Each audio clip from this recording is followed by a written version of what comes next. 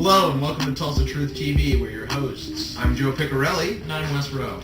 On today's show, we'll be covering various events in history, including the Mexican-American War, the Spanish-American War, World War I, and World War II. But first, we'd like to tell you guys what we're all about. Our purpose is to educate you, the viewer, on subjects that the mainstream media is not covering. We will do so not only from a local standpoint, from a national standpoint, and perhaps even an international perspective. During the course of our broadcast, we will also share with you our local activities.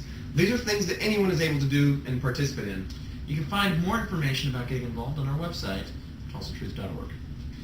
The first thing we'd like to cover today is the Tulsa Peace March. The march was a gathering of local organizations such as Tulsa Peace Fellowship, Democracy for America, Pastors for Peace, and several other local groups. We sent Jessica Staggs to the march to talk to some of the participants and organizers to find out just what this whole Peace March was about.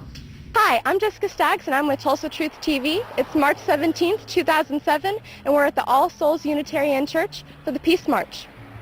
Let's wake people up! We need to wake them up!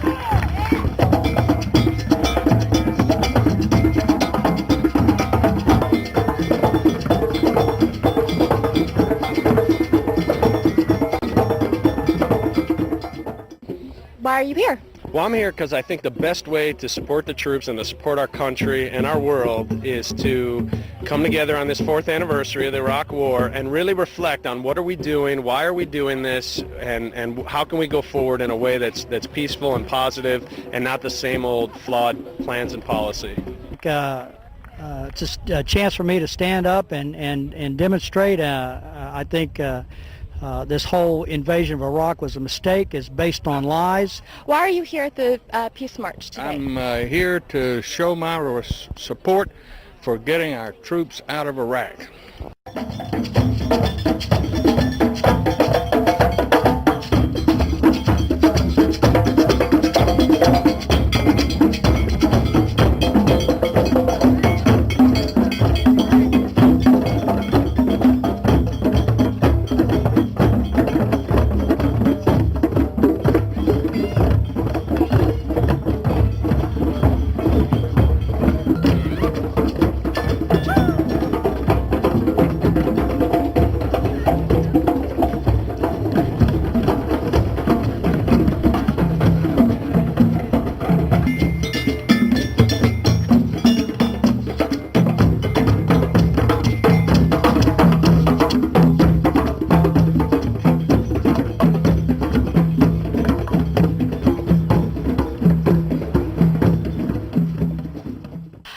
What do you think of the walk?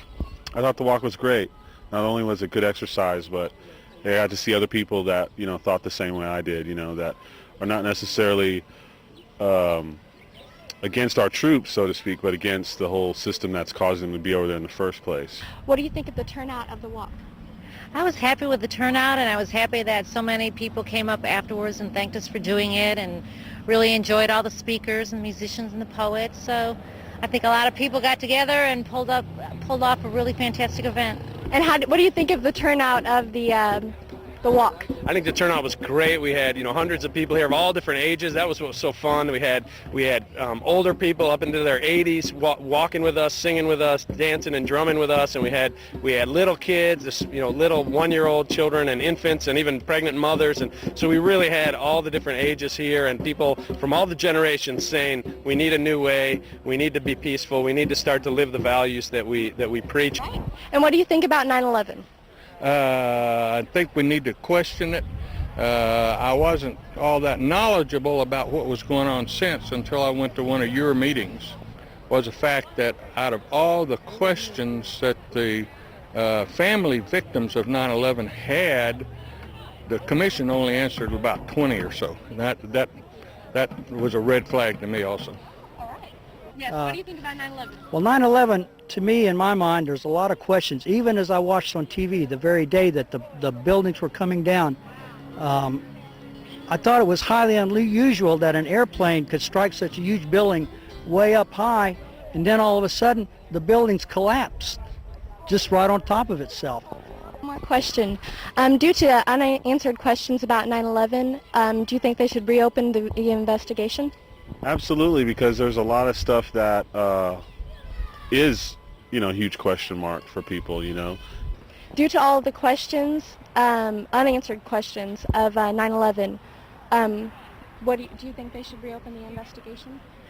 Yes, I think definitely, because I think the American people need to know what happened. It's a threat to our liberty to have a government that's so secretive, and I think every day with this government there's another scandal, there's more lies, there's more memos being uncovered which substantiate, lies told previously, and it's just, it's got to end. We should have integrity in our government. And what do you think about 9/11?